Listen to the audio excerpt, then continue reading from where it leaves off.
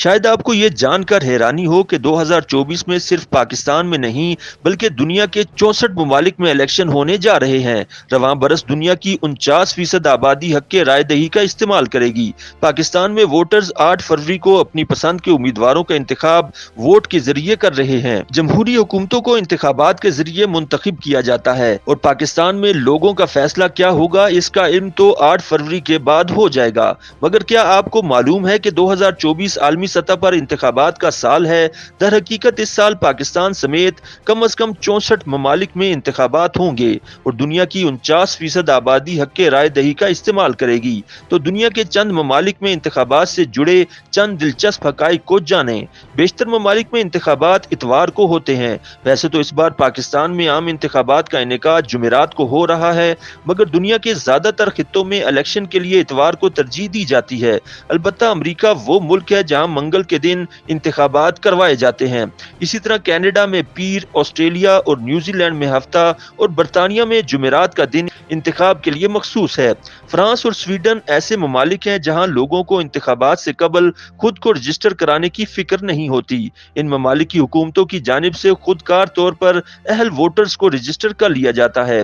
France میں جب کوئی فرد 18 سال کا ہوتا ہے تو اس کا نام ووٹنگ لسٹ میں شامل ہو جاتا ہے، جبکہ سویڈن میں ووٹنگ کے اہل شہریوں کی فہرست تیار کرنے کے لیے ٹیکس ڈیٹا پر انحصار کیا جاتا ہے۔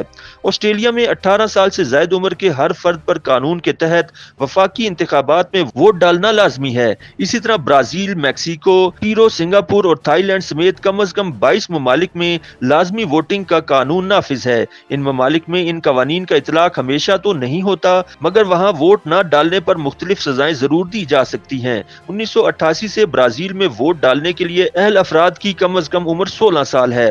اسی طرح آسٹریلیا، ارجنٹینا اور نکاراگوا میں بھی 16 اور 17 سال کے نوجوان ووٹ ڈالنے کے اہل ہیں۔ انڈونیشیا اور سوڈان میں 17 سال کے نوجوان ووٹ ڈال سکتے ہیں۔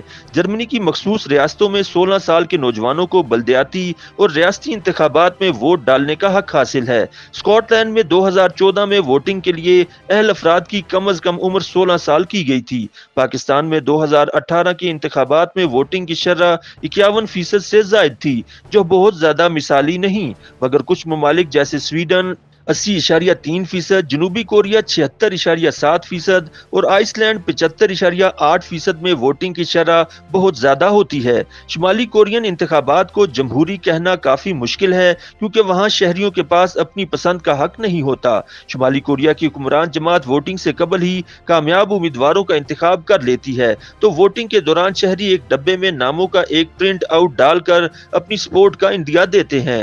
برطانیہ میں ایسا کوئی قانون نہیں جو بادشاہ چارلس سوئم کو انتخابات میں حصہ لینے سے روک سکے۔ افریقی ملک گیمبیا میں شہری ماربل کو مختلف کلر کے ایسے ڈبوں میں ڈالتے ہیں جن پر امیدواروں کی تصاویر بنی ہوتی ہیں۔ ہر ڈبے میں ایک گھنٹی ہوتی ہے جو ماربل گرائے جانے پر بجتی ہے۔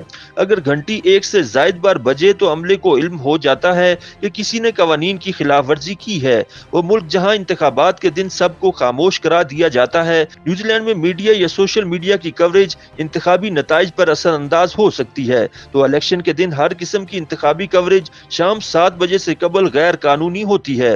انٹرنیشنل اسپیس اسٹیشن میں موجود امریکی خلابازوں کو 1997 سے ووٹنگ کا حق حاصل ہے۔ ان خلابازوں کو ای میل پر PDF کی شکل میں بیلٹ پیپر ملتا ہے، جس پر وہ اپنی پسند کے امیدوار کا انتخاب کر کے اسے واپس زمین پر بھیج دیتے ہیں، جہاں انتخابی عملہ دستاویزات کی جانچ پڑتال کر کے ان کے ووٹ کی ہارڈ کاپی بیلٹ باکس میں ڈال دیتا ہے۔ YouTube پر گوگلی نیوز دیکھنے کے لیے youtube.com کی سرچ بار میں گوگلی نیوز TV ٹائپ کریں۔ گوگلی نیوز کے پیج پر سرخ رنگ کے سبسکرپشن والے بٹن پر کلک کرنا نہ بھولیے۔ YouTube پیج پر اپلوڈ ہونے والی ویڈیوز سے باخبر رہنے کے لیے بیل آئیکن پر کلک کیجیے۔ آپ کو ہر نئی ویڈیو کے بارے میں نوٹیفیکیشن موصول ہو جائے گا۔